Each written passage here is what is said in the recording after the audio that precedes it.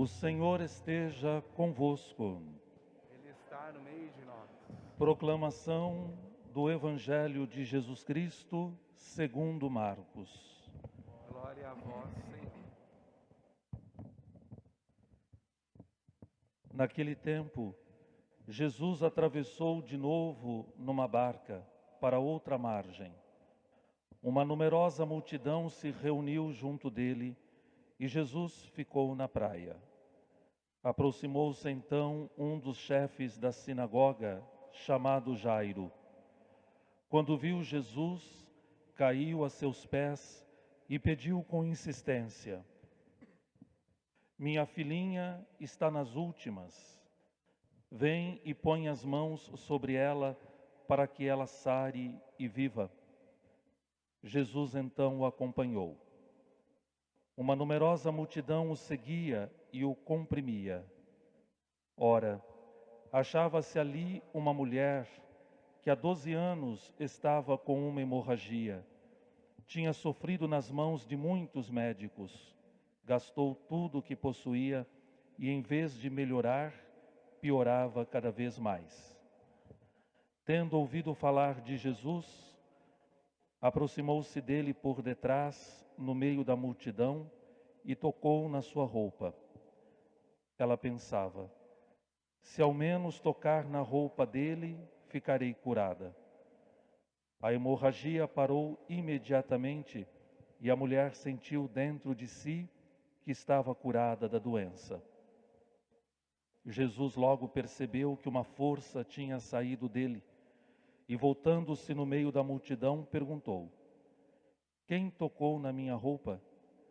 Os discípulos disseram: Estás vendo a multidão que te comprime e ainda perguntas: Quem me tocou? Ele, porém, olhava ao redor para ver quem havia feito aquilo. A mulher, cheia de medo e tremendo, percebendo o que lhe havia acontecido, veio e caiu aos pés de Jesus e contou-lhe toda a verdade. Ele lhe disse: Filha, a tua fé te curou. Vá em paz e fica curada dessa doença. Ele estava ainda falando quando chegaram alguns da casa do chefe da sinagoga e disseram a Jairo: Tua filha morreu, por que ainda incomodar o mestre? Jesus ouviu a notícia e disse ao chefe da sinagoga: Não tenhas medo, basta ter fé. E não deixou que ninguém o acompanhasse, a não ser Pedro, Tiago e seu irmão João. Quando chegaram à casa do chefe da sinagoga, Jesus viu a confusão e como estavam chorando e gritando. Então ele entrou e disse: Por que essa confusão e esse choro? A criança não morreu, mas está dormindo. Começaram então a caçoar dele, mas ele mandou que todos saíssem, menos o pai e a mãe da menina, e os 3 discípulos que o acompanhavam. Depois entraram no quarto onde estava a criança. Jesus pegou na mão da menina e disse: Talita cum, que quer dizer: Menina, levanta-te. Ela levantou-se imediatamente e começou a andar, pois tinha 12 anos. E todos ficaram admirados. Ele recomendou com insistência que ninguém ficasse sabendo daquilo e mandou dar de comer à menina. Palavra da salvação. Glória a vós, Senhor.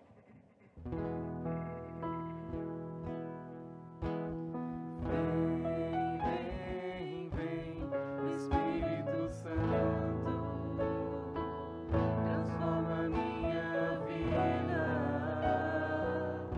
Quero renascer.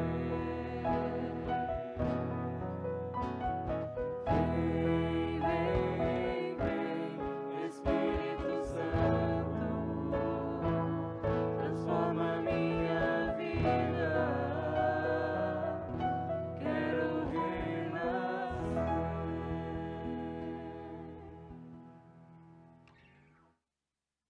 Queridos irmãos e irmãs, aqui presentes, queridos irmãos e irmãs que rezam conosco de seus lares. Celebramos o 13º domingo do tempo comum e a oração que inicia esta missa diz assim: ó Deus, que pela vossa graça nos fizestes filhos da luz, concedei que não sejamos envolvidos pelas trevas do erro, mas brilhe em nossas vidas a luz da vossa verdade.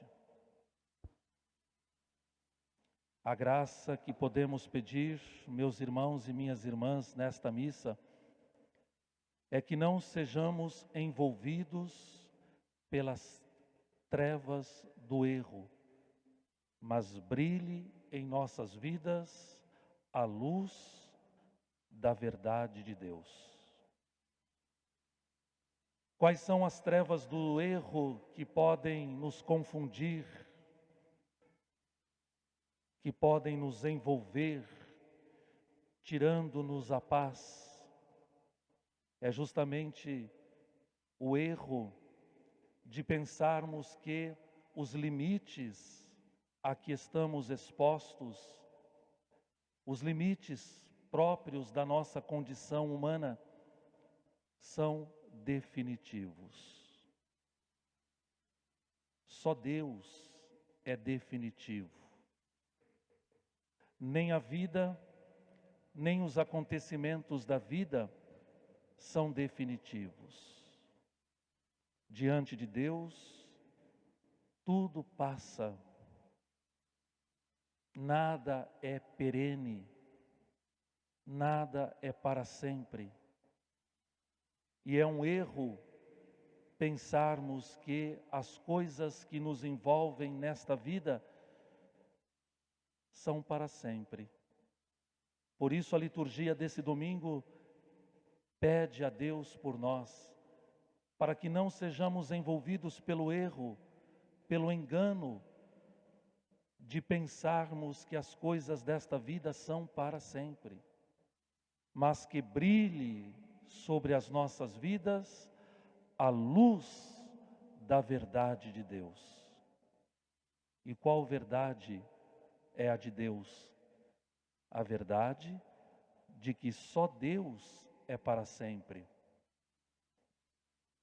Meus irmãos e minhas irmãs, o Evangelho de hoje, há pouco proclamado, coloca Jesus diante das duas situações mais dramáticas da vida humana: a morte e a doença. Um pai vai ao encontro de Jesus correndo, desesperado, porque a sua filhinha está nas últimas horas. Pede por ela. Uma mulher que há 12 anos sofria perdendo sangue, toca no manto de Jesus com fé e a hemorragia imediatamente passa. Morte e doença. As duas situações a que estamos expostos, todos nós. E aqui, nesse lugar comum de todos nós, somos todos iguais. Diante da morte e da doença, todos somos iguais. Temos medos, angústias, vivemos a nossa fragilidade, somos impotentes. Por isso, meus irmãos e minhas irmãs, o único recurso disposto a cada um de nós é a fé. Jesus se deixa tocar pelas dores das pessoas. A morte e a doença proclamadas hoje no Evangelho, realizam o sinal de Deus para os seres humanos. E o sinal de Deus para os seres humanos é que a vida vence sempre, que a morte não tem a última palavra, que a doença não tem poder absoluto sobre as nossas vidas. Aliás, doença é o assunto da crônica destes últimos tempos que vivemos. A humanidade sofre, nós sofremos. A humanidade está doente, precisa de cura, precisa de remédio, precisa de salvação. Meus irmãos e minhas irmãs, a maior doença da vida, qual é? O câncer? A tuberculose? Esta terrível pandemia? Não. A maior doença é a doença da falta de amor, de não amar mais, de não ser capaz de amar. Por isso, meus irmãos e minhas irmãs, aquela mulher que sofria perdendo sangue há 12 anos, não tinha só uma doença física, mas para a cultura do seu tempo, ao perder o sangue, ela se tornava impura e com isto rejeitada, abandonada à sorte da sua doença. Uma mulher que sofria no corpo, na carne e no coração. Por isso, o remédio para aquela mulher era que se estancasse o sangue que há 12 anos jorrava do seu corpo, mas que fosse também curados os afetos do seu coração. Meus irmãos, minhas irmãs, quantas vezes lançamos diante de remédios que não curam, porque falta amor, falta que o amor cure os nossos afetos. Meus irmãos, minhas irmãs, muitas vezes nos escondemos atrás das nossas aparências, virtualidades, situações que não são concretas, mas hoje Jesus passeia em nosso meio a fim de que nós o toquemos também, ainda que seja na barra da sua roupa. Mas a fé nos indica que o movimento, a iniciativa é sempre de Deus. Quando pensamos que vamos tocar Jesus com a nossa vida, com as nossas dores, com as nossas doenças, Deus já nos tocou, oportunizando a cada um de nós o remédio que nos cura, a fé. Meus irmãos, minhas irmãs, só o amor cura a vida. Só o amor cura a vida. Só o amor devolve às pessoas que sofrem o consolo, a paz. Nesta minha vida de padre, tenho acompanhado muitas pessoas na hora definitiva de suas vidas. E me consola muito saber que estas pessoas quando falam comigo na hora definitiva de sua vida, muitas dizem: Padre, o melhor remédio é a paz. É saber que Deus é parceiro também na hora da dura provação.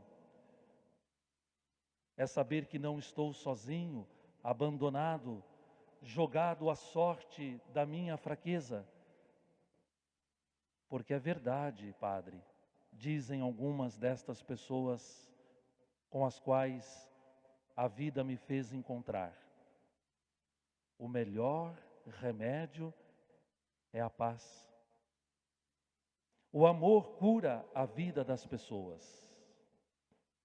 No Evangelho de hoje, 5 palavras são fundamentais para a vida.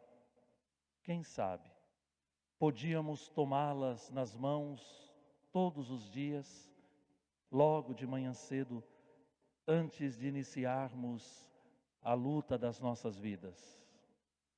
5 palavras, ditas por Jesus na hora da dor, da doença das pessoas.